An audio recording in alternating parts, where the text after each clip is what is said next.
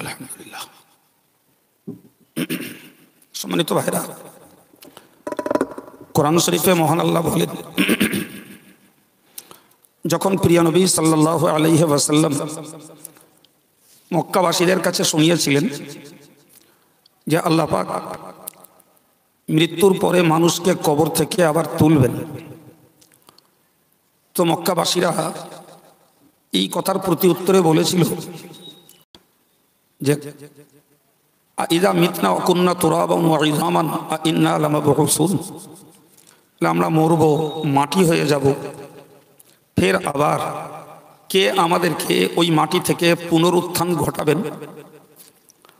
এর পরিপ্রেক্ষিতে মহান আল্লাহ নবীকে বললেন, কুলিল্লাহ, ওগো নবী তুমি বলো, আল্লাহু ইউহয়িকুম, আল্লাহ তোমাদেরকে জীবন্ত করবেন, সুম্মা ইউমীতুকুম, ফের তোমাদেরকে মারবেন, সুম্মা ইউহয়িকুম, ফের তোমাদেরকে আবার জীবন্ত করবেন, তারপর সুম্মা ইয়াজমাউকুম ইলা ইয়াউমিল কিয়ামা, তোমাদের সকলকে কিয়ামতের দিনে একত্রিত করবেন, লা রাইবা ফিহা, যাতে বিন্দু পরিমাণ সন্দেহ নেই, ওয়ালাকিন আকসারান নাস লা ইয়ালামুন, কিন্তু অধিকাংশ মানুষ এটা জানে না।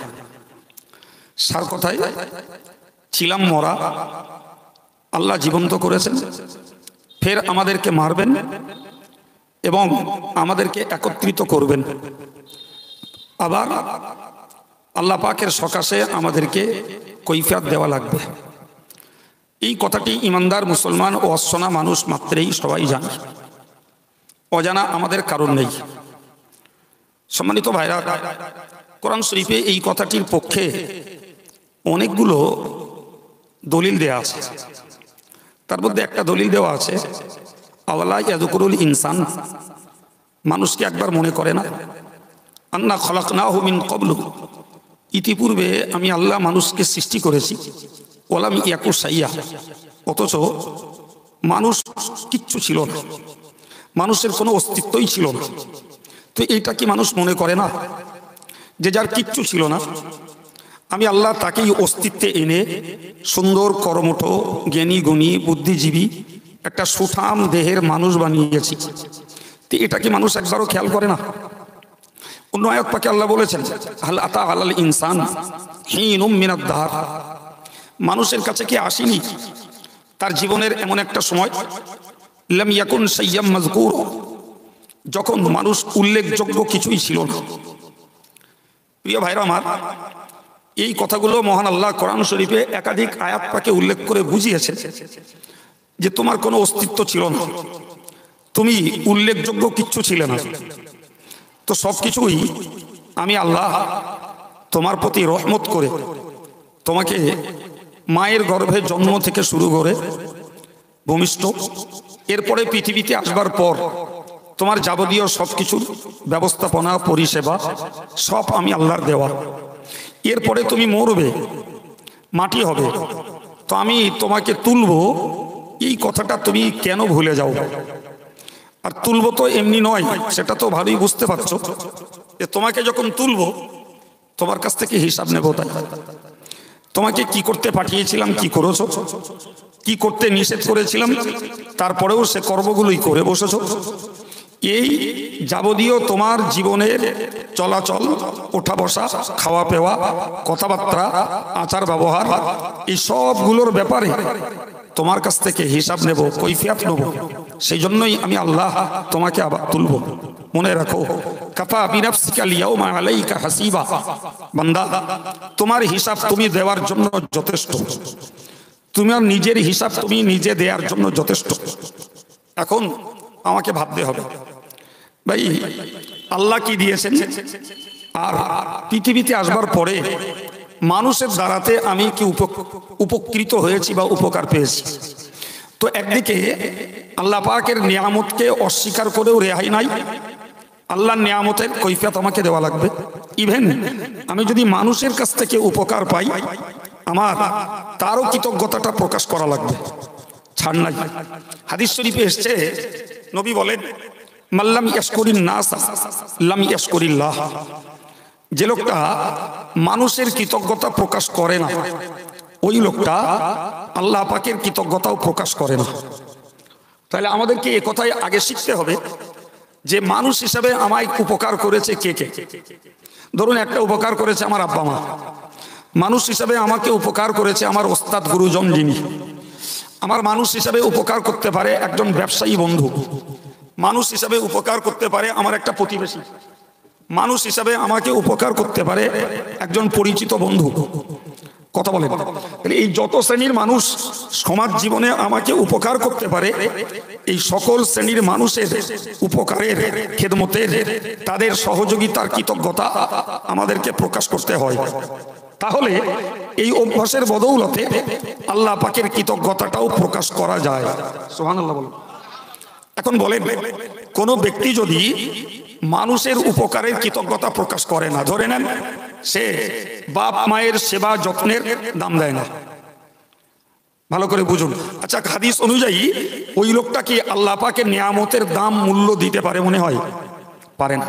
ভাই, যে ছেলেটা তার ওস্তাদ গুরুজনের খেদমত মেহনতের কৃতজ্ঞতা প্রকাশ করে না, আচ্ছা তার পক্ষে আল্লাহ পাকের গুণ গাওয়া, কৃতজ্ঞতা প্রকাশ করা সম্ভব হবে বলে মনে হয়? আচ্ছা ভাই, একজন প্রতিবেশী কাউকে যদি উপকার করে, সেই প্রতিবেশীকে সে যদি অস্বীকার করে, ভাই তার দ্বারাই আল্লাহর নিয়ামতের গুণ গাইবে মনে হয় না অস্বীকার করবে? তো একটা করে যদি আমরা বুঝি, এক কথায় মূল হিসাবটা হলো যে মানুষের কোনো উপকারের কৃতজ্ঞতা প্রকাশ করে না, ওই লোকটা আল্লাহ পাকের কৃতজ্ঞতা প্রকাশ করে না। এবার বুঝুন ভাই, আল্লাহর কৃতজ্ঞতা প্রকাশ না করলে তার শাস্তি আছে না নাই? আছে। কোরআন বলছে স্পষ্টত, ওয়ালাইন কাফারতুম ইন্না আযাবি লাশাদীদ, তোমরা যদি আমার নিয়ামতকে অস্বীকার করো, আমি যা তোমাকে দিয়েছি সেটাকে যদি তুমি অস্বীকার করো, তাহলে মনে রাখো আমার শাস্তিটা অত্যন্ত কঠিন, খুব কঠিন। কথাটি আল্লাহর। আমার নিয়ামতকে যদি তোমরা ভুলে যাও, তাহলে মনে রাখো আমার শাস্তিটা অত্যন্ত কঠিন। এই প্রসঙ্গত একটা কথা আপনাদেরকে শিখিয়ে দিই, মনে রাখুন। কখনো শুনেছেন কি শোনেননি আল্লাহ ভালো জানেন, তারপরেও প্রসঙ্গত বলছি। ভাই, আমরা সবাই ঈমান নিয়ে মরতে চাই।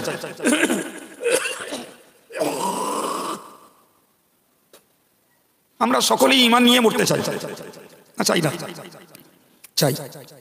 এই ঈমান নিয়ে মরতে যারা চান, তাদেরকে একটা কথা জীবনে খেয়াল রাখতে হবে, সেটি হলো যে এই যে ঈমান, ইসলাম, নামাজ, দাড়ি, টুপি, এক কথায় ধর্মের যা কিছুই আল্লাহ আমাদেরকে জীবনে আমল করতে দিয়েছেন, এক কথায় মনে রাখতে হবে এটি আল্লাহ পাকের দান। কার দান? আল্লাহর দান। এটি আল্লাহর নিয়ামত। তো ওলামারা বলেছেন, যারা ঈমান আনতে পেরেছে বলে আল্লাহর শুকরিয়া আদায় করে, যারা ধর্ম করতে পারে বলে আল্লাহর শুকরিয়া আদায় করে, যারা কোরআন হাদিসের পথে চলতে পারে বলে আল্লাহর শুকরিয়া আদায় করে, এই মানুষগুলো এই ঈমানের শুকরিয়া, ইসলামের শুকরিয়া এবং আমলের শুকরিয়া আদায় করার বরকতে তারা মৃত্যুর সময় ঈমান নিয়ে মরতে পারবে। আর একটু মন খুলে বলেন ভাই, অন্য সবগুলো বাদ রাখেন। আল্লাহ আমাদেরকে খাওয়া পড়া, ঘর বাড়ি, জমি জায়গা, বিবি বাচ্চা দিয়েছেন, সব বাদ রাখেন। শুধু এইটুকু খেয়াল করেন যে আল্লাহ আমাকে পৃথিবীর কোটি কোটি মানুষদের মধ্য থেকে ঈমানদার বানিয়েছেন, আমলওয়ালা বানিয়েছেন, নামাজি মুসল্লি বানিয়েছেন। আল্লাহ আমাদেরকে তার এবং তার রসুলের মহব্বতের বান্দা এবং উম্মত বানিয়েছেন। সুবহানাল্লাহ। এই কৃতজ্ঞতাগুলি যিনি প্রকাশ করবেন, ওই মানুষটা ঈমান নিয়ে মরতে পারবেন বলে আশা করা যায়। এবার বলেন, আল্লাহ পাকের অবদানের কৃতজ্ঞতা প্রকাশ করার দরকার আছে না নাই? জি সম্মানিত ভাইরা আমার, তো আল্লাহ বললেন যারা আমার কৃতজ্ঞতা প্রকাশ করবে না তাদের জন্য কঠিন শাস্তি আছে, মারাত্মক শাস্তি। এখন বলুন ভাই, আল্লাহ যখন শাস্তি দেবেন তখন কিন্তু স্বাভাবিকভাবে আমরা নিজেদের ঘাড়ে দোষ রাখবো না, নাউজুবিল্লাহ, তখন ঘুরিয়ে দেবো আল্লাহর উপরে। আবার বলছি, মনে ভাবুন আল্লাহ আমাদেরকে পৃথিবীতে কোনো গজব, কোনো বিপর্যয় কিছু দিলেন, এক কথায় বলবো, বলেন আল্লাহ দেশে, এই বলবো তো এক কথায়, কিন্তু একবারও বলবো না যে আমরা দোষ করেছি তাই আল্লাহ শাস্তি দিচ্ছে, এটা বলো আমরা বলবো না। আমি এই কথাটাই বোঝাতে চাচ্ছি যে আমরা দোষ করেছি তাই আল্লাহ শাস্তি দিচ্ছেন এটা বলবো না, শুধু বলবো আল্লাহ শাস্তি দিয়েছে, কিংবা আল্লাহ গজব দিয়েছে, কিংবা আল্লাহ রোগ দিয়েছে। কোরআন শরীফ আল্লাহ বলেছেন, ওয়ালানুযীকান্নাহুম মিনাল আযাবিল আদনা, ও বান্দা তোমরা মনে রাখো আমি আল্লাহ তোমাদেরকে দুনিয়াতে হালকা হালকা শাস্তির স্বাদ চাখাবো। আল্লাহর কথা। আবার বলছি, ওয়ালানুযীকান্নাহুম মিনাল আযাবিল আদনা, আমি আল্লাহ দুনিয়াতে তোমাদেরকে হালকা শাস্তির স্বাদ চাখাবো, দুনাল আযাবিল আকবার, বড় আযাব দেওয়ার আগে মুফাসসিররা বলেছেন আদনা আযাব তথা হালকা আযাব, অল্প আযাব হলো দুনিয়ায়, আর আযাবুল আকবার বড় আযাব হলো আখিরাতে।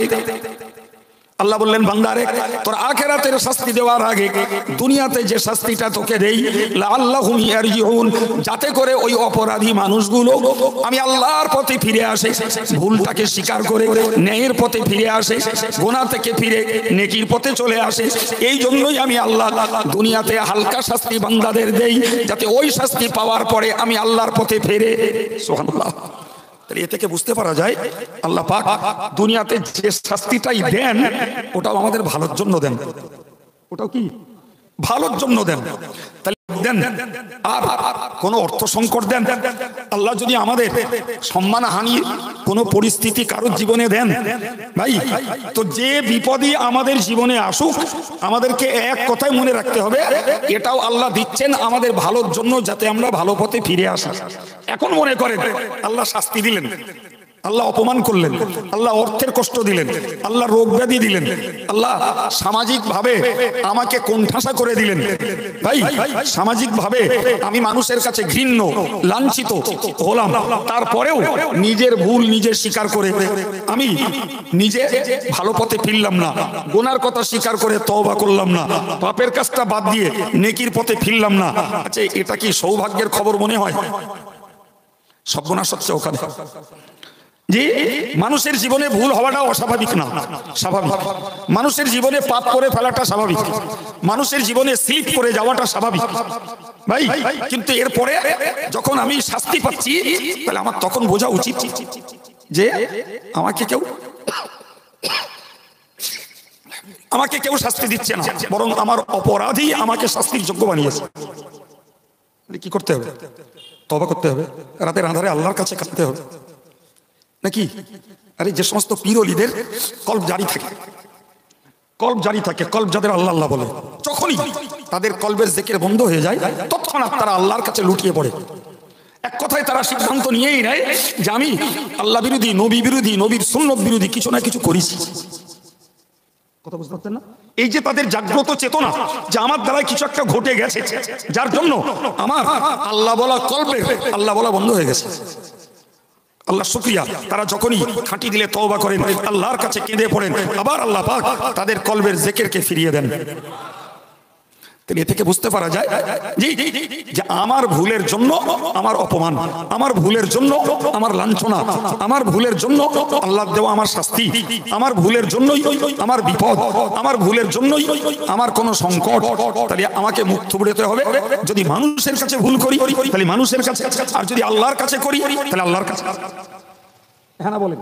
কিন্তু ওই দায় স্বীকার করব না, শুধু দোষ দেবো নাউজুবিল্লাহ আল্লাহর নামে, আর দোষ দেবো যারা শাস্তি দেয় তাদের নামে। এই হচ্ছে আমাদের নীতি। এই নীতি কি ভালো মনে হয়? কথা বলেন। আরে বাবা চোর চুরি করেছে, চোরকে ধরে গ্রামের লোক ঠাঙাচ্ছে। এখন এই যারা এদের উপরে চোরটার রাগ হবে না? হবে না? ঠিক করে বলেন। কিন্তু এত বড় কপাল পোড়া, ও একবারও বুঝবে না যে এই গ্রামের লোক আমাকে হারগিজ ঠেঙাতো না যদি আমি চুরি না করতাম। বলেন, এইটা যারা না বোঝে সে আলেম হোক আর সাধারণ মানুষ হোক, তার কপাল পুড়েছে বুঝতে হবে। ওর কপাল খোলার কোনো জায়গা নেই। আগে তুমি বোঝো, যারা তোমায় সম্মান করতো তারা তোমায় অপমান কেন করছে? যারা তোমাকে সমাদর করতো তারা আজকে তোমাকে অবহেলা কেন করছে? কথা বলেন। জি ভাই মানুষের দৃষ্টিতে এটা বুঝতে হবে, যদি আল্লাহর দৃষ্টিতে হয় বুঝতে হবে আমি তো আল্লাহর কাছে ভালো ছিলাম, আল্লাহ তো আমাকে যথেষ্ট তার নিয়ামত দিয়েছিলেন, আজকের একটা করে নিয়ামত কাটছে কেন? আমার ব্যবসাটা আগে ভালো চলতো, এখন আর ভালো চলছে না। জি আমি আমার পরিবারে আগে ভালো সুস্থ ছিলাম, এখন বারবার রোগে আক্রান্ত হচ্ছি কেন? জি আগে আমি মানুষের কাছে অনেক সমাদর পেতাম, এখন মানুষের কাছে আমি এত অবহেলিত কেন? এই কথা ঠিক না ভুল? তো আমি এই দুটো ভাগ আপনাকে বুঝিয়েছি যে আল্লাহর পক্ষ থেকে যখন কোনো গজব আসে তখন মানুষ এক কথায় বলে দেয় আল্লাহ গজব দিচ্ছে, আল্লাহ বালা দিচ্ছে, আল্লাহ মুসিবত দিচ্ছে, কপাল পোড়া রে। ওইটা বলার আগে এইটা ভাব নিশ্চিত আমি গজবে আমি বালা মুসিবতের কিছু করিস, ওইটা ভাবলি জীবন আরো উন্নত হবে।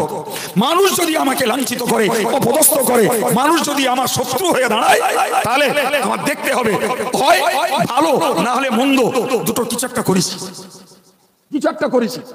যদি বলেন হুজুর আরে বাবা ভালো কাজ করলেও প্রতিহিংসা পরায়ণ ব্যক্তিরা শত্রুতা করে, আবার মন্দ কাজ করলে সাধু ব্যক্তিরা তাকে শাস্তি দেয়। তুমি কোনটা করেছো আগে নিজে ভাবো, যে আমি ভালো করে সমালোচিত, ভালো করে প্রতিহিংসিত, ভালো করে আমি মানুষের কাছে অবহেলিত হচ্ছি, না সত্যি আমার মধ্যে মন্দ কিছু আছে? ভালো যদি করে তুমি মানুষের কাছে শত্রু হও, তোমার জায়গায় অটল হয়ে দাঁড়িয়ে যাও, খুব শীঘ্রই তা প্রমাণ হয়ে যাবে। আর যদি মন্দ কিছু করে ফেলো, মানুষের কাছে ক্ষমা চাও, আল্লাহর কাছে ক্ষমা চাও, যথারীতি তুমি তোমার কৃত মর্যাদা ইজ্জত আবার ফিরে পাবে।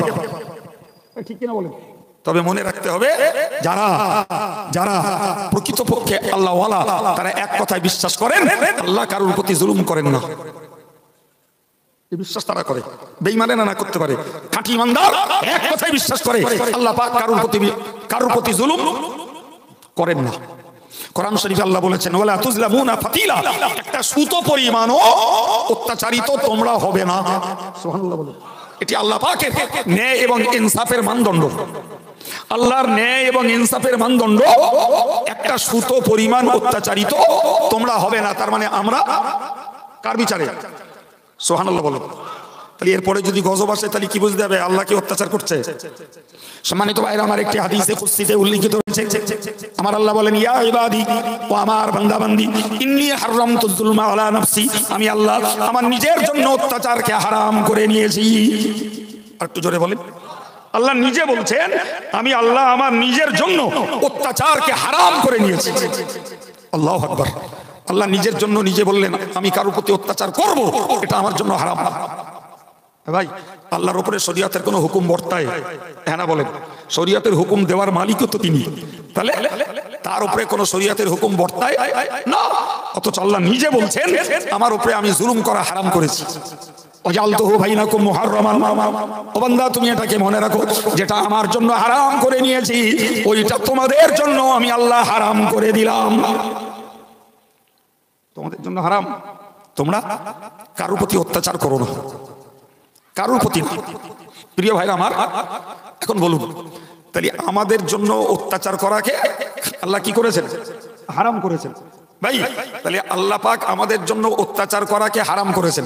প্রিয় ভাই এখন যদি মানুষ মানুষের প্রতি অত্যাচার করে তাহলে হারাম কাজ করলো।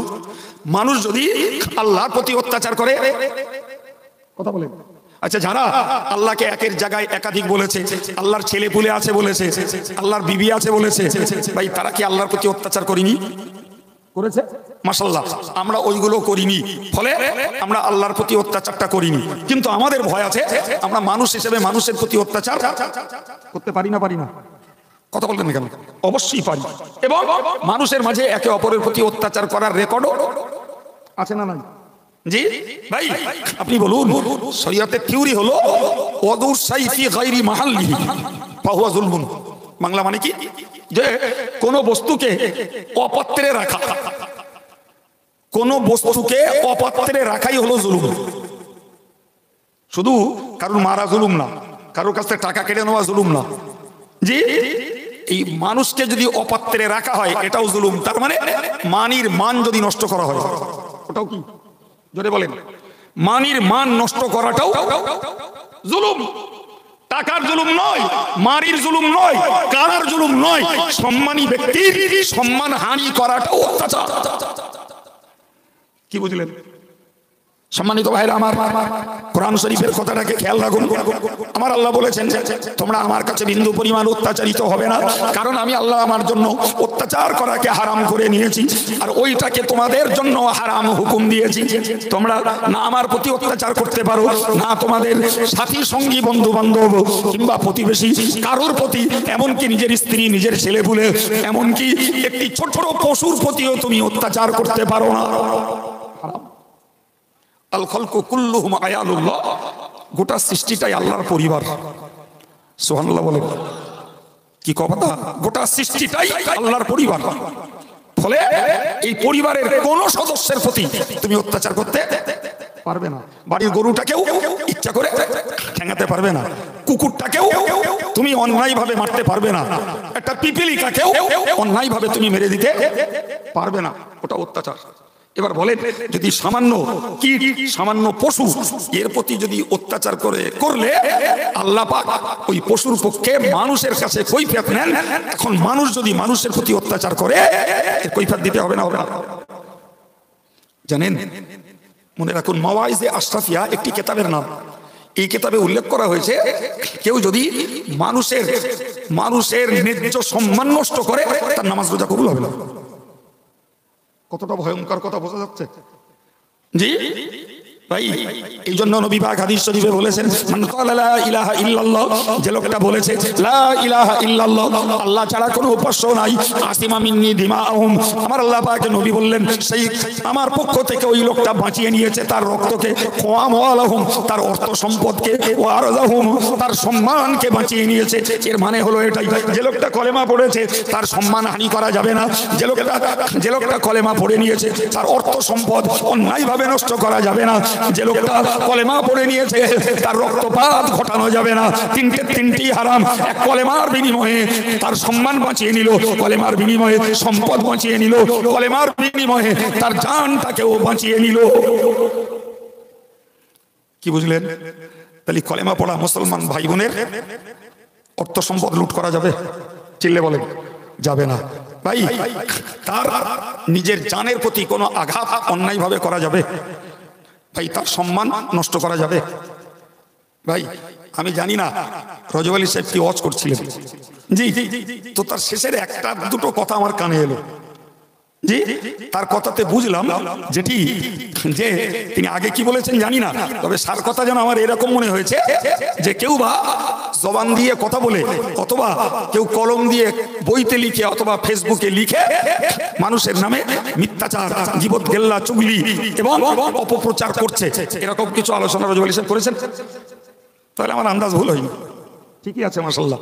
জি, আমার এতক্ষণের কথা কি বুঝলেন? যদি অন্যায়ভাবে এরকম কিছু করা হয় সেটা জুলুম, অত্যাচার হবে না? হবে না? ভাই, আমরা খুব ভালো বিশ্বাসী যে জীবনে বহুতবার শুনে থাকবো সার কথাই, আল্লাহর হক যদি নষ্ট হয় আল্লাহ দয়াবান, ইচ্ছা করলে তিনি মাফ করতে পারেন, কিন্তু যদি মানুষের হক নষ্ট করা হয়, মানুষ ক্ষমা না করলে আল্লাহ ক্ষমা করবে বাবা? হ্যাঁ, তো আমরা যেই হই না কেন আল্লাহর ভয়ে, জি, কিয়ামতের দিনে উঠতে হবে আর হিসাব দিতে হবে, এই ভয়ে অন্তত পক্ষে আমরা অত্যাচার করা থেকে বিরত হই। তা না হলে জীবনের অনেক নেকি থাকা সত্ত্বেও সেসব অবধি হয়তো ওই অভিযোগকারী লোকেদের অভিযোগের দেনা মেটাতে নেকিগুলো পরকে দিয়ে পরের পাপ নিজের ঘাড়ে নিয়ে জাহান্নামে যেতে হতে পারে, এ ভয় আছে।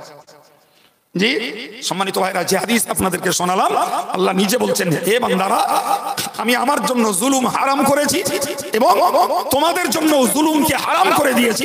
ফালা তাজালামু, খবরদার একে অপরের প্রতি অত্যাচার বলেন করো না।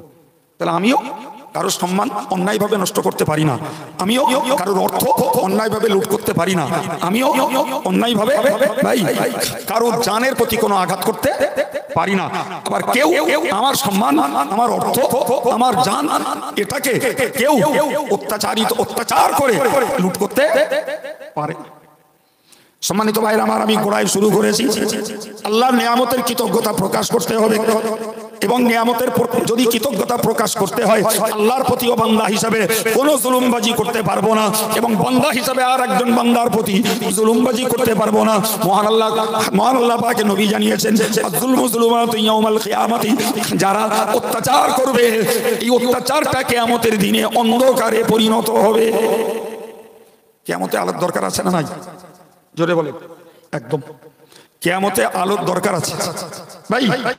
এই আলো পাওয়া যাবে ইমানি নূরে। সুবহানাল্লাহ বলে। কিসে পাওয়া যাবে? ইমানি নূরে। এখন কারুর কাছে ইমান আছে, সঙ্গে অত্যাচারমূলক কাজ কথা আছে ভাই। এখন ওই লোকটার ব্যাপারে নবী বললেন, যে লোকটা পৃথিবীতে নারী পুরুষ যুবক যুবতী আর ছাত্র ওস্তাদ পীর মুরিদ জি আর আল্লাহ স্রষ্টা আর বান্দা কেউ কারুর প্রতি যদি অত্যাচার করে, কিয়ামত হবে তার অন্ধকার।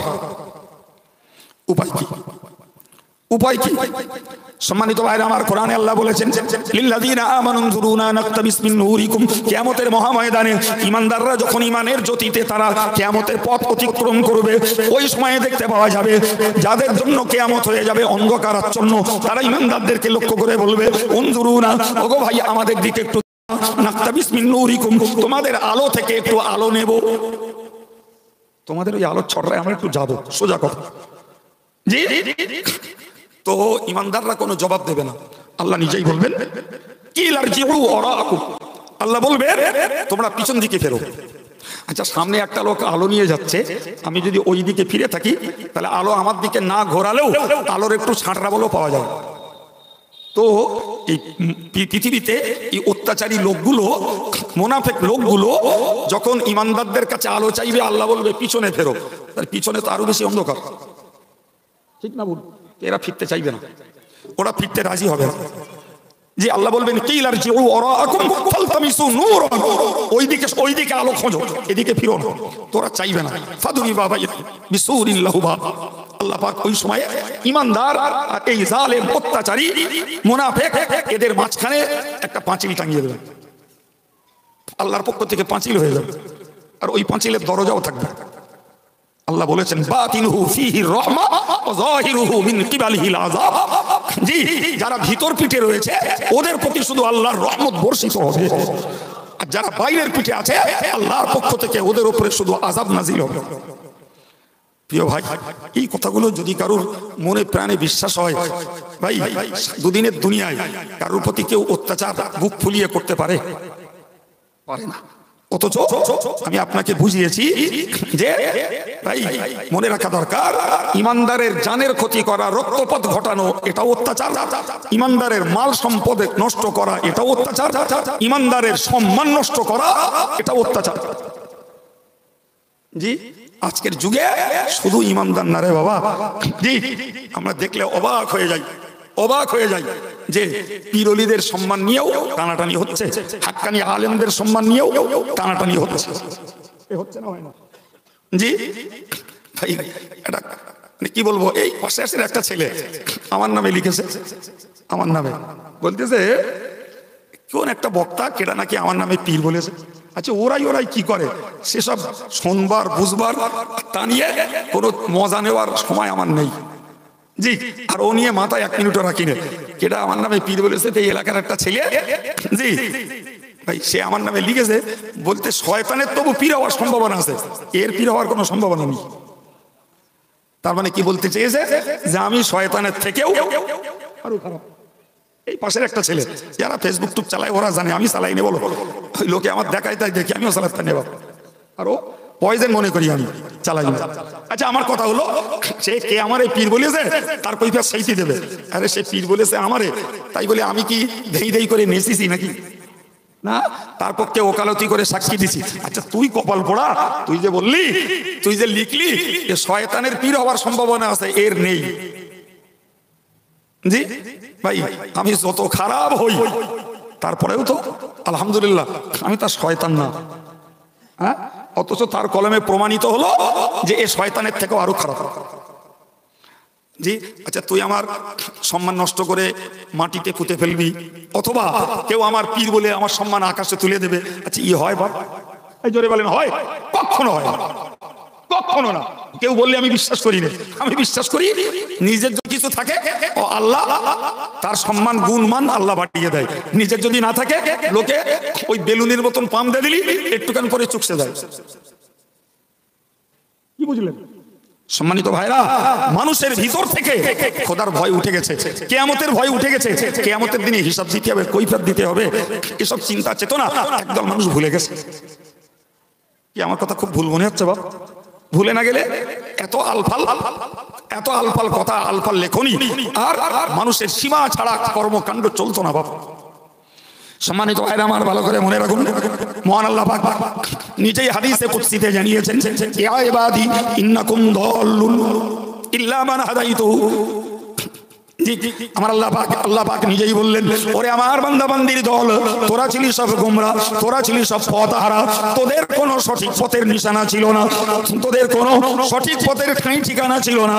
তবে আমি আল্লাহ যাকে পথ দেখিয়েছি সেই পেয়েছে হেদায়েত। সুবহানাল্লাহ। তোরে বান্দা, তোরে যদি নামাজি বানাই, তোরে নামাজ পড়ার পথ আমি শিখিয়েছি। তোরে যদি দাড়ি রাখতে দেই, আমি আল্লাহই তোকে দাড়ির মহব্বত পয়দা করে দিয়েছি। তোরে যদি আমি জিকির তাসবিহ আদায় করতে দেই, সেটা আমি আল্লাহই তোকে পথ দেখিয়েছি।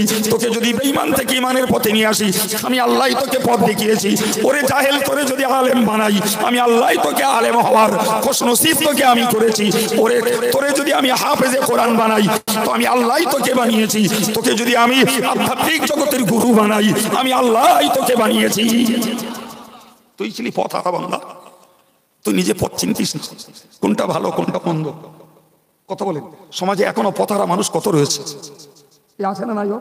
কত রয়েছে। এই মানুষগুলোর মধ্য থেকে কেউ যদি সুপথ পায়, সঠিক পথ পায়, আল্লাহর পথ পায়, তাহলে তার নিজের কৃতিত্ব কিংবা কারোর কৃতিত্ব সবকিছু বাদ দিয়ে আগে বলতে হবে আল্লাহ আমার হেদায়েত দিয়েছে, আল্লাহ আমাকে সঠিক পথ দেখিয়েছে, আল্লাহ আমাকে বিপদের হাত থেকে বাঁচিয়েছে।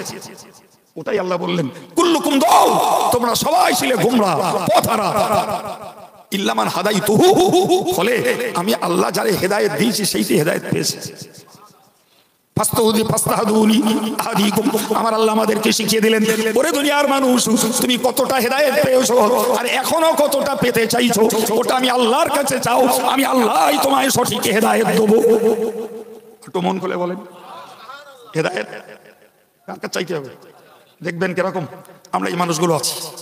জি, ধরে নেন আমাদের অনেক মানুষ আছি, আমরা এখনো তাহাজ্জুদ নামাজ পড়তে পারি না। জি, পড়ার যদি ইচ্ছা হয় আল্লাহর কাছে চাও না যে আল্লাহ তোমার প্রেমের এই নামাজটুকু আমাকে একটু পড়তে তুমি তৌফিক দাও, ওইটা আল্লাহর কাছে। আমরা আওয়াবিনের নামাজ অনেক মানুষ পড়তে পারি না, ওইটা আল্লাহর কাছে চাও না আল্লাহ আমাকে তুমি আওয়াবিনের নামাজটা একটু পড়তে দাও। আমরা অনেক মানুষ আছি একটু জিকির তাসবিহ পড়ার মতো আজও আমাদের অভ্যাসও হয়নি, আল্লাহর কাছে চান না যে আল্লাহ আমাকে একটু জিকির তাসবিহ পড়ার মতো মনোযোগ দেওয়ার মতো তুমি একটু তৌফিক দাও। ওইটার নাম হেদায়েত, ওইটার নাম হেদায়েত। ভাই কারোর টাকা আছে কিরপিন ফুক, জি, অথচ লোকে দান করে তার বুক ব্যথা করে।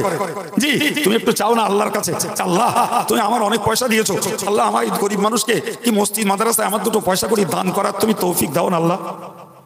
এটার নাম কি? হেদায়েত চাওয়া। এই পরামর্শ আমি আব্দুল কাইয়ুম দিচ্ছি না, খোদা আল্লাহ দিয়েছেন, ফাস্তাহদুনি, তোমরা আমার কাছে হেদায়েত তলব করো, আমার কাছে হেদায়েত চাও, আমার কাছে তুমি সঠিক পথ কামনা করো, আমি আল্লাহ তোমাকে সঠিক পথ দেব। কি গো বাবা, আমি এই যে কটা উদাহরণ দিলাম, এগুলো তো দিলাম দিনদার ইমানদার নামাজি মুসল্লি মানুষগুলোর জন্য। সমাজে অনেক মানুষ রয়েছে যে যারা নামাজ পড়ে না, যদি সত্যি পড়ার মন হয় অথচ বাস্তবে পড়তে পারো না, বাবা তুমি একটু আল্লাহর কাছে বলো না যে আল্লাহ আমি নামাজ পড়তে চাচ্ছি কিন্তু বাস্তবে পড়তে পারছি না, আল্লাহ তুমি নামাজের প্রতি আমার মহব্বত বাড়িয়ে দাও, আল্লাহ নামাজের প্রতি আমার হেদায়েত দাও। কত মানুষ আছে কত শরীয়ত বিরোধী কাজের সঙ্গে যুক্ত, জি, ওই মানুষগুলো চাইছে যে আমি আর খাবো না, গানটার শুনবো না, আমি মোবাইলটাকে আর অপব্যবহার করবো না। ও ছেলে একটু আল্লাহরে বলো না, আল্লাহ আমি চাচ্ছি আর মোবাইলে কোনো হারাম অ্যাপস ডাউনলোড করবো না, কোনো হারাম প্রোগ্রাম আর আমি দেখবো না, ওইটা আল্লাহর কাছে চাও। আল্লাহ তুমি আমায় হেদায়েত দাও, আল্লাহ তুমি আমার হেদায়েত দাও, আমি যেন সুদ খেয়ে আর অর্থ কামাই না করি, আল্লাহ তুমি আমার হেদায়েত দাও, আল্লাহ আমি যেন গানের প্রতি আর আসক্তি না হই। এই পরামর্শ, এই নির্দেশ কার বাবা? জোরে বলেন। মাশাআল্লাহ, ভালোই বুঝে গেছে, এই নির্দেশ দিয়েছেন আল্লাহ, তোমরা আমার কাছে চাও হেদায়েত, আমি আল্লাহ দেব। আমি আল্লাহ তোমার হেদায়েত দেবো। মনে রাখো তুমি ছিলে গোমরাহ, হেদায়েত যারে দিয়েছি আমি আল্লাহ দিয়েছি। আরো যারা গোমরাহ আছে তারা যদি হেদায়েত নিতে চায় আমি আল্লাহ তার হেদায়েত দেবো। এখন ভাই আলেম যদি মনে করে আমি এলেম অর্জন করেছি, বক্তা যদি মনে করে আমি ওয়াজ করছি, জি নামাজি যদি মনে করে আমি নামাজ পড়ছি, ভাই দাতা যদি মনে করে আমি দান করছি, ভাই এইরকম কথাগুলো কি ভুল হচ্ছে না? এই হ্যাঁ বলেন, ভুল হচ্ছে না বাপ? আচ্ছা এরকম কথা লোকে বলে না, বলে না? এই এই এই সূক্ষ্ম পলিসির ভুলটা ইবলিস করাচ্ছে। বোঝার মতন ক্ষমতা মানসিকতা আমাদের সবার নেই। যে আমার হেদায়েত দিলেন আল্লাহ, ইলম দিলেন আল্লাহ, আমাকে বক্তৃতা করার ক্ষমতা দিলেন আল্লাহ, আমাকে নামাজি বানালেন আল্লাহ, আমাকে ধর্মপথের প্রতীক বানালেন আল্লাহ, আমার মায়েরা ভাবুক আমাকে পর্দানসীনা বানিয়েছেন আল্লাহ, আমাকে স্বামী ভক্তি করার তৌফিক দিয়েছেন আল্লাহ, আমাকে কোরআন তেলাওয়াতের তৌফিক দিয়েছেন আল্লাহ, আমার বাচ্চাটাকে মানুষের মতো মানুষ করে গড়ে তোলার ক্ষমতা দিয়েছেন আল্লাহ। কই বাবা, এরকম কথা তো আমাদের সবার মুখে আসে না। তো কথা বলেন, আসে কি? মারাত্মক ভুল করা হচ্ছে। আল্লাহ বলছেন বান্দা তুই গোমরা ছিলি, পথ হারা ছিলি, তোর সঠিক পথের নিশানা ছিল না, আমি আল্লাহ দিয়েছি। সুতরাং এর পরেও যদি তোর আরো কোনো কিছুতে হেদায়েত লাগে আমার কাছে চা, আমার কাছে চা। ভাই যখনই মানুষ ভেবে বসে যে আমি কিছু করেছি তখনই তার পা স্লিপ করে। কি বলেছে বুঝতে পারেননি? সে যেই পারে হোক যা, সে পীর সাজুক, মৌলানা সাজুক, আর কোন হাফেজ সাহেব, কোন হাজি সাহেব, কোন সাধারণ ইমানদার মুসলমান যাই হোক, যখনই মানুষ মনে করে যে আমি কিছু করেছি তখনই স্লিপ খায়, আল্লাহ এক থাবলা মেরে দেয়। আর এই ভুলটা আমাদের মধ্যে বিরাট আছে। সম্মানিত ভাইরা আমার, ওই হাদিসে আরো আমার আল্লাহ বলেছেন ইয়া ইবাদি কুল্লুকুম জায়ুন, ও আমার বান্দা বান্দি তোরা ছিলি ক্ষুধার্ত, ইল্লা মান আতআমতুহু, তবে যাকে আমি আল্লাহ খাওয়াই তার পেট ভরে। সুবহানাল্লাহ বলে। আমি আল্লাহ যদি না খাওয়াই তোদেরকে থাকতে হয় ক্ষুধার্ত। খুব গুরুত্বের সঙ্গে বুঝুন আমার আল্লাহর কথা কত গুরুত্বপূর্ণ। ইয়া ইবাদি কুল্লুকুম জায়ুন, তোমরা সবাই ছিলে ক্ষুধার্ত, আমি আল্লাহ খাওয়াই যদি তবে তুমি হও উদরপূর্ণ, তা না হলে তুমি ক্ষুধাতুর মানুষ। সুবহানাল্লাহ বলে। তাহলে আমরা খেয়ে দিয়ে যতটুকু তৃপ্তি পাই, এক কথায় কে খাইয়েছে ভাবতে হবে। জি আমার আব্বা খাদ্য দেয়নি, আমি আমার ছেলে পেলের খাদ্য দেই না, জি আমি আমার স্ত্রীকে খেতে দেই না, ভাই আমি ওই মানুষকে দাওয়াত করে আমি খেতে দিই না। যে খায় তাকে ভাবা উচিত যে আমার আল্লাহ আমারে খাওয়িয়েছেন, আর যে দেয় তাকে ভাবা উচিত যে আল্লাহ আমাকে খাওয়ানোর তৌফিক দিয়েছেন, আল্লাহ আমাকে দেওয়ার তৌফিক দিয়েছেন, আমার নয়। আমার মতন কত লোকের আছে, কই তারা তো মানুষকে দেখে মেহমানদারি করে না। তো এই আছে না? নাই একদম। এই সূক্ষ্ম কথা মাথায় রাখতে হবে। কত লোকের আমার মতো টাকা আছে অথচ তারা দান করে না। আমার যা আছে তা থেকেই আমি দান করি, মানে এটা আমার আল্লাহ করে। কত লোকের খাবার আছে জি, কিন্তু আমার দিল ভরা। 5টা মেহমানের খাওয়াতে পারলে মনটা খুব খুশি হয়। কি গো, এরকম কিছু মানুষ আছে না? নাই যে 2টো লোকের খাওয়াতে পারলে মনটা যেন খুব আনন্দ পায়। তাহলে বুঝতে হবে ওই যে 5টা লোককে খাওয়ানোর মতো মন আমার আল্লাহ আমারে বানিয়ে দিয়েছেন। সুতরাং যিনি খান তাকেও ভাবা উচিত আল্লাহ খাইয়েছেন, আর যিনি খাওয়ান তাকে ভাবা উচিত আল্লাহ খাওয়ানোর তৌফিক দিয়েছেন। এরপরে আমার আল্লাহ বললেন ফাস্তাতামুনি আতামতুহু, বান্দা তুই যা খেতে পেয়েছিস আরো লাগবে, তোর লাগে তো আমার কাছে চা। সুবহানাল্লাহ বলেন।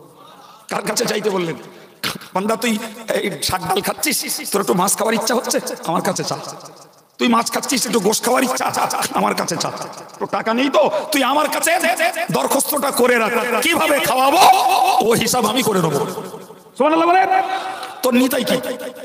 তোর নিতাই কি? তুই দুনিয়ার মানুষের কাছে ভিখারি হোস না, তুই ভিখারিটা আমার কাছে হ, আমার কাছে হ। তোরে কি করে খাওয়াবো ওটা আমি দেখব। সুবহানাল্লাহ বলেন। জি প্রিয় ভাইরা আমার, হাদিস শরীফের কি গুরুত্বপূর্ণ কথা যে বান্দা তোরা ক্ষুধার্ত, কেবল আমি যাদের খাইয়েছি তাদের ক্ষুধা নিবারণ হয়েছে, বাকিদের হয়নি। এরপরে যদি কারোর খাবার চাওয়ার দরকার লাগে আমার কাছে চা, আমি তোর খাবার দেবো। ভাই সমাজের মাটিতে যে মানুষগুলো সত্যিকারের আর্থিকভাবে দুর্বল, এখনো তারা চাহিদা মতো খাবার পায় না, এখনো তারা রুচিশীল হাই রিচ ফুড খেতে পায় না, এরকম লোক আছে না? নেই বাবা? খুব আছে, খুব আছে। সে অন্য ধর্মের কেউ থাকলে তার আমার কিছু বলার নেই, কিন্তু আমার ধর্মে এরকম অভাবগ্রস্ত কেউ যদি থাকে, তাহলে আজকের এই ওয়াজ থেকে শিখতে হবে। আমার আল্লাহ বললেন, বান্দা আমি খাইয়েছি বলেই তোদের ক্ষুধা নিবারণ হয়েছে, বাকি যাদের দরকার খাওয়া হয় না, কিংবা আর একটু ভালো চাস তো আমার কাছে চা, আমি আল্লাহ তোরে খাওয়াবো। সুবহানাল্লাহ বলেন। কি বুঝলেন? আমি আল্লাহ তোরে খাওয়াবো। কিন্তু আমাদের পদ্ধতি উল্টো বাবা। জি, আমরা খাবার চাই মানুষের কাছে, পয়সা চাই মানুষের কাছে, সম্মান কামনা করি মানুষের কাছে। জি, এটা কি আমাদের ভুল সিদ্ধান্ত নয়? হ্যাঁ না বলেন? জি, এমনও ভুল সিদ্ধান্ত জি একদল আলেমরাও করে বসছে, যারা দুটো দাওয়াতের জন্য, দুটো টাকার জন্য অন্যায়ের সঙ্গে আতাত, অন্যায়ের কাছে মাথা নত, এবং আগে যা বলে পরে সে কথার উল্টো কাজ করছে শুধু দুটো দাওয়াত পাওয়ার জন্য। আছে না নাই? এও ভুল সিদ্ধান্ত। জি, এক ফকির গেছে ভিক্ষা করতে। তো ফকিরকে একজন লোক বলে দিয়েছে, ভাই তুমি এরকম করে ভিক্ষা করে কত কুড়াবে, তা তুমি এক কাজ করো, বাদশা শাহজাহানের কাছে যাও, উনি প্রচুর দাতা, উনি যদি একবার দিয়ে দেন তোমার আর অভাব হবে না। ও বেটা রাজবাড়ি, তার কাছে যাবেন। তবুও লোকে তাকে খুব উৎসাহ দিয়েছে, লোকটা গেছে, গিয়ে বাদশার খোঁজ দিয়ে শুনছে বাদশা মসজিদে গেছে। বেটা মসজিদে গিয়ে দেখছে সে বাদশা শাহজাহান আল্লাহর কাছে হাত তুলে যেরকম কান্না কানতেছে আর ওই রকম কাকুতি মিনতি করছে। ফকিরের ব্রেন খুলে গেছে। একই কথা, আমি যার কাছে এসেছি ভিক্ষা করতে, সে দেখি আরেকজনের কাছে ভিক্ষা করতে, তাহলে এও তো অভাবী। এর যখন নিজের অভাব, আমার কত অভাব পূরণ করবে? তাহলে আমার উচিত এই বাদশা যার কাছে চাচ্ছে আমি তার কাছে চাই। সুবহানাল্লাহ বলেন। তাহলে আমার আর অভাব থাকবে না। লোকটার বাদশা শাহজাহানের কাছে কিচ্ছু চাইনি, ফিরে চলে এসছে। সে যখন একজনের কাছে ভিখারি, তাহলে আমি আবার তার কাছে ভিখারি হবো কেন? কথা ঠিক না ভুল? আমরা ওই ভুলটা করি, বলো আমরা ওই ভুলটা করি। জি, দেখেন না কত পাগল রয়েছে, সে পাগলগুলো পীরের মাজারে যেয়ে মুখ থুবড়াচ্ছে আর যা চাওয়ার পীরের মাজারে যেয়ে চাচ্ছে। এগুলো পাগল না বুদ্ধিমান? একদম পুরো পাগল না? জি, এই তুই যে পীরের মাজারে গেছিস বাবা, ওই পীর সাহেবটা তিনি আল্লাহর কাছে ফিকিরি করে করে মানুষের কাছে হয়েছেন স্মরণীয়। সুবহানাল্লাহ। তুই বাবা ফিকিরি আল্লাহর কাছে কর, ওই মানুষটা আল্লাহর প্রিয়, ওই মানুষটার ওসিলাটা আল্লাহর কাছে তুলে ধর। আল্লাহ এই মানুষটা তোমার প্রিয়, এই মানুষটা তোমার মাহবুব, আল্লাহ তার ওসিলায় তুমি আমার এই মনোবাঞ্ছাটা পূর্ণ করো। কিন্তু এরা ইতনা নাদান, কেউ বলছে আল্লাহর কাছে চাওয়া যাবে, নবীর কাছেও চাওয়া যাবে, দাম 25,000 26,000। লোক ওই শেরকি কথা শুনতে টাকা দেবে কিনতেছে। জি, কিছুদিন আগে এক উচ্ছৃঙ্খল বক্তা বলে বসলো যে যা চাওয়া খাজা সাহেবের কাছে চাও। কার কাছে কি বলে কথা বলে? কার কাছে? কোন খাঁটি ইমানদার এ কথা বলে? হ্যাঁ, খাজা কার কাছে চেয়েছে? হায় হায়, এই সাধারণ সূক্ষ্ম ইমানের জ্ঞানটুকু আল্লাহর কাছে আমাদের চাওয়া উচিত। আল্লাহ তুমি আমাদের ইমান রক্ষার জ্ঞানটুকু দাও অন্তত, আর যাই করি ইমানটা যেন হারিয়ে না ফেলি। সম্মানিত ভাইরা আমার, আমি আপনাকে বোঝাচ্ছিলাম হাদিসে কুদসি মহান আল্লাহ পাক জানিয়েছেন, ইয়া ইবাদি ইন্নাকুম আরুন ইল্লা কাসাউতুহু। ও বান্দা তোরা ভালো করে ভেবে দেখ, তোরা ছিলি উলঙ্গ, তোরা ছিলি ন্যাংটো, কেবল আমি যারে কাপড় পরিয়েছি সেই হয়েছে কেবল মাত্র কাপড় পরিধেয় ব্যক্তি। জোরে বলুন। আমার কথা নয়, আপনি হাদিস দেখবেন, আল্লাহ চাইলে এখানে বসে দেখানো যাবে, তবে বাংলা দেখাতে পারবো না, আরবি দেখাতে পারবো। বাংলা দেখাতে গেলে জামিয়া পর্যন্ত যেতে হবে। আল্লাহ বললেন তোরা ছিলি ন্যাংটো, আমি আল্লাহ তোদের কাপড় পরিয়েছি, তবেই তোরা কাপড় পরিধেয় হতে পেরেছিস। কথা বলে কি কথায়? এরপরে বললেন বান্দারে যদি তুই আমার কাছে কাপড় চাস, আমি আল্লাহ তোকে কাপড় পরিধান করাবো। তাহলে আল্লাহ কি বলেছেন? তাম পৃথিবীর মানুষকে বলেছেন ন্যাংটো। আমি যারা কাপড় পরিয়েছি সেই হয়েছে কাপড় পরিধেয়। ফলে তোর যদি কাপড় পরার লাগে আমার কাছে চল, আমি তোর কাপড় দেবো, আমি তোর কাপড় দেবো। প্রিয় ভাই, আজকে বলবেন হুজুর আমরা তো কেউ ন্যাংটো না, আমরা সবাই তো কাপড় পরিয়েছি। আরে পরো চোখ, ঠিক আছে, হাদিস অনুযায়ী তোমার ইতিকাদ, তোমার আকীদা কি থাকতে হবে? এই কাপড় পরার মতো ব্যবস্থাপনা, কাপড় পরার মতো আর্থিক ক্ষমতা, কাপড় পরার মতো লজ্জাশীলতা, কাপড় পরার মতো সম্মান আর ভদ্রতা, এটাও আল্লাহ দিয়েছে। আপনি জানেন আমার দেশে এখনো ন্যাংটো লোক আছে, এই হ্যাঁ বলো, আমি নিজে চোখে দেখে বলছি। বা কায়দা তারা ন্যাংটো মেয়ে ছেলেও ন্যাংটো, বেটা ছেলেও ন্যাংটো এই ভারতবর্ষে। অন্য কথার কথাও বলছি না। কি এই পৃথিবীতে এমন লোক আছে যারা ইঁদুর বাদর কুত্তা সাপ বিড়াল খায় না? খায় না। শুকরিয়া আল্লাহ, আলহামদুলিল্লাহ, আল্লাহ তো এরকম খাবার আমাদের খাবার রুজ দেয়নি।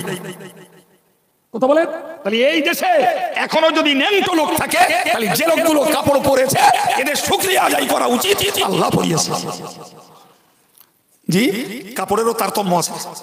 কেউ নিচু মানের পরে, কেউ উঁচু মানের পরে, কেউ অল্প দামি পরে, কেউ বেশি দামি পরে। এখন অল্প দামি লোকটার যদি মনে হয় আমি একটু বেশি দামের কাপড় পরবো, কার কাছে চাবো? আল্লাহর কাছে চাবো।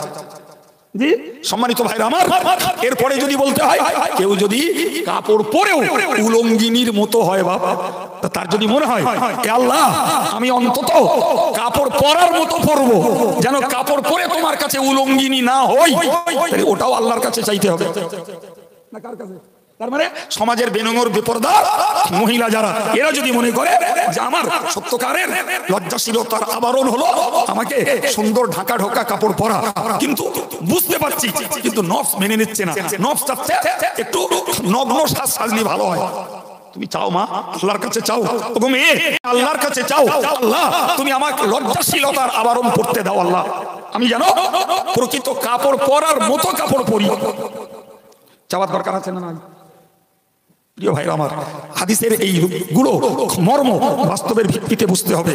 আল্লাহ বললেন বান্দা তোমরা ছিলে ন্যাংটো, আমি আল্লাহ কাপড় পরিয়েছি, সুতরাং তোমার যদি কাপড়ের দরকার লাগে আমার কাছে চাও, আমি আল্লাহ তোমাকে কাপড় দেব। জি ভাই, আমাদের মারাত্মক ভুল, আমরা আমল বলি আর এলেম বলি আর সম্মান বলি আর অর্থ বলি আর আমরা খাওয়া বলি আর যাই বলি সব চাচ্ছি কার কাছে? মানুষের কাছে। ইল্লা মাশাআল্লাহ কিছু মানুষ নিশ্চয় আছে যারা মানুষের কাছে চায় না, রাতের আধারে আল্লাহর কাছে চায়। ও আল্লাহর পক্ষ থেকে পাশ হয়ে গেলি মানুষ এসে যায়। এই কথা বলছেন না কেন? খেলাতে যায়, সামনাসামনি তারা আল্লাহতে যায় না। দে যায় কে? মানুষ। দেওয়ায় কে? আল্লাহ। জি এই আকীদা আমাদের গাঢ় হওয়ার দরকার, তা না হলে নামাজ কালাম পড়েও, জি এলেম জোগাড় করেও, হুজুর হয়েও ঈমান সর্বনাশ হয়ে যাবে, ঈমান সর্বনাশ হয়ে যাবে। সম্মানিত ভাইরা আমার মনে রাখুন, আমার আল্লাহ পাক নিয়েছেন, ও বান্দা বান্দি তোমরা মনে রাখো ইন্নাকুম মুখতিউনা বিল-লাইলি ওয়ান-নাহার, তোমরা রাতে দিনে পাপ করো। কার কথা? জোরে বলেন কার কথা? আশ্চর্য। জি আমরা রাত দিন পাপ করি, ওই কথাটাও আল্লাহ নিজে বলছেন, ইন্নাকুম মুখতিউনা বিল-লাইলি ওয়ান-নাহার, তোমরা রাত দিন পাপ করো। আল্লাহ ঠিক বলেছেন না বলেননি? জোরে বলেন। জি আল্লাহ ঠিক বলেছেন যে তোমরা রাত দিন পাপ করো, তো তোমাদের জন্য অফার ফাস্তাগফিরুনি, রাত দিন পাপ করে তুমি পাহাড় তৈরি করেছো, আমি আল্লাহর কাছে তুমি ক্ষমা চাও, ফাগফিরুলা, আমি আল্লাহ তোমাদের মাফ করে দেব। জি তার মানে কি বলুন দিন, এই আগের কথাগুলো খেয়াল করুন। বান্দা আমি তোমাদের উপরে জুলুম করা হারাম করে দিয়েছি, একে অপরের প্রতি জুলুম করো না, তারপরেও তোমরা করে ফেলছো। ও বান্দা তোমরা ছিলে গোমরা পথহারা, আমি আল্লাহ তোমাদেরকে পথ দেখিয়েছি, এরপরেও যদি আমার দেখানো পথ তোমরা না নাও। ওরে বান্দা তোমরা ছিলে ক্ষুধার্ত, আমি আল্লাহ তোমাদেরকে খাইয়েছি, এরপরেও যদি মনে করো আমার কৃতিত্বে খেয়েছি। বান্দা তুমি ছিলে উলঙ্গিনী, আমি আল্লাহ তোমাকে কাপড় পরিয়েছি, এরপরেও যদি নিজের কৃতিত্ব তুমি মনে করো। আমার আল্লাহ বললেন এর পর্যায়ে হলো তুমি রাতেও পাপ করছো, দিনেও পাপ করছো, আমার কাছে ক্ষমা প্রার্থনা করো, আমি আল্লাহ তোমার পাপ সমূহ মাফ করে দেব। এখন বলেন ভাই, শয়তানের চরিত্র থেকে যদি আমাদের চরিত্র আলাদা করতে হয়, তাহলে শয়তানের চরিত্র ছিল পাপ করে, ভুল করে, অন্যায় করে, আল্লাহর কথা লঙ্ঘন করে ক্ষমা না চাওয়া।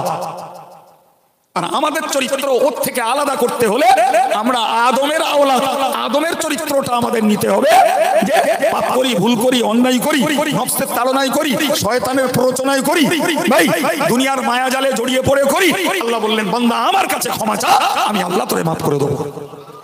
এখন কোন ভুল, কোন ত্রুটি, কোন অন্যায় XYZ কারুর হয়ে গেলে মন থেকে একেবারেই মুছে ফেলতে হবে যে আমরা শয়তানের চরিত্রটা নেব না। শয়তানের চরিত্র হলো অন্যায় করেছি, বেশ করেছি, নাউজুবিল্লাহ বলুন। জি জি, আর আদমের চরিত্র হলো রব্বানা যালামনা আনফুসানা, হে পরওয়ারদিগার আল্লাহ, অত্যাচার করেছি আমি আমার নফসের উপরে, ওয়া ইল্লাম তাগফির লানা, আল্লাহ যদি তুমি আমায় ক্ষমা না করো, ওয়া তারহামনা, রহমত যদি তুমি না করো, লানাকুনান্না মিনাল খাসিরিন, আল্লাহ আমি ক্ষতিগ্রস্তদের দলভুক্ত হয়ে যাব। পীর সাহেবরা তওবার মুরাকাবা করায় মুরিদদের। জি, যারা পীরের মুরিদ হয়েছেন বা হয়েছিলেন নিশ্চিত তারা ভালো জানেন যে পীর সাহেবরা মুরিদদেরকে তওবার মুরাকাবা করায়। সেই তওবার মুরাকাবাতে এই আয়াত বারবার বারবার জপ করতে হয়, বারবার। কেন? দিলটাকে নরম করার জন্য, মুখের কথাটাকে অন্তরের সঙ্গে মিলানোর জন্য, মুখ আর অন্তর যেন দুরকম না হয়। মুখে বলছি আল্লাহ অত্যাচার করেছি নফসের উপরে, যদি তুমি ক্ষমা না করো, যদি তুমি রহমত না করো, তাহলে আমি ক্ষতিগ্রস্ত হয়ে যাব। এই কথাটা শুধু মুখ বললে হবে না, দিলের সঙ্গে ওই কথার মিল চাই। আল্লাহ ক্ষমা করবে। আল্লাহ পাক নবী বলতেন আল্লাহুম্মা ইন্নী যালামতু নাফসি যুলমান কাসীরা, ও আল্লাহ অত্যাচার করেছি আমি আমার নফসের উপরে। আল্লাহুম্মা ইন্নী যালামতু নাফসি যুলমান কাসীরা ওয়া লা ইয়াগফিরুয যুনুবা ইল্লা আনতা, আল্লাহ জুলুম করেছি আমার উপরে, আল্লাহ জুলুম করেছি আমার উপরে, যদি তুমি ক্ষমা না করো আল্লাহ, যদি লা ইয়াগফিরুয যুনুবা ইল্লা আনতা, তুমি ছাড়া কেউ মাফ করবে না। মাফ করবে কে? আল্লাহ। আল্লাহ মাফ করবে, ওয়া লা ইয়াগফিরুয যুনুবা ইল্লা আনতা। আমি ওই জন্য মাঝে মাঝে জিকিরের মজলিসে বলি যে খুব দিল থেকে বলার অভ্যাস করতে হবে, আল্লাহ তুমি ছাড়া পাপ কেউ করবে না মাফ। ওই অংশটুকুর বাংলা মানে এই, আল্লাহ তুমি ছাড়া পাপ কেউ করবে না মাফ। আপনি এক জায়গায় বসে কিছুক্ষণ বলুন নিজে নিজে, আপনার চোখ ফেটে পানি চলে আসবে ইনশাআল্লাহ। জি, ওই একটা কথাই বলতে হবে, আল্লাহ তুমি ছাড়া পাপ কেউ করবে না মাফ, আল্লাহ তুমি ছাড়া পাপ কেউ করবে না মাফ, আল্লাহ তুমি ছাড়া পাপ কেউ করবে না মাফ। বারবার আপনি বলুন, পাষাণ্ডের হৃদয় একটা সময় মুখের কথার সঙ্গে কলব মিলে যাবে, তখনই চোখ ফেটে পানি বার হবে। আল্লাহ দয়ার দরজা খুলবে। জি, একা শয়তানে পারে, একা শয়তানে পারে, জিন্দেগিতে পারে না। জি, এখন মানুষ যদি শয়তানের চরিত্র নেয়, না আল্লাহর কাছে ক্ষমা চায় না মানুষের কাছে ক্ষমা চায়, সে আল্লাহর কাছেও যেমন গর্ব করে ধ্বংসের পথ বেছে নেয়, ভাই মানুষের কাছেও বিশ্বাসঘাতকতা করে ধ্বংসের পথ বেছে নেয়। সম্মানিত ভাইরা আমার, আমি আপনাদের কাছে শুরু থেকে পর্যন্ত কিছু জ্ঞান চর্চা করার চেষ্টা করেছি। আমার উপকার, আমার শ্রোতাদের উপকার, মায়েদের উপকার, সবার উপকার রয়েছে এর মধ্যে, যে আমরা ওই বিশ্বাসটুকু রাখি আল্লাহ নিজে কারোর প্রতি অত্যাচার করেন না।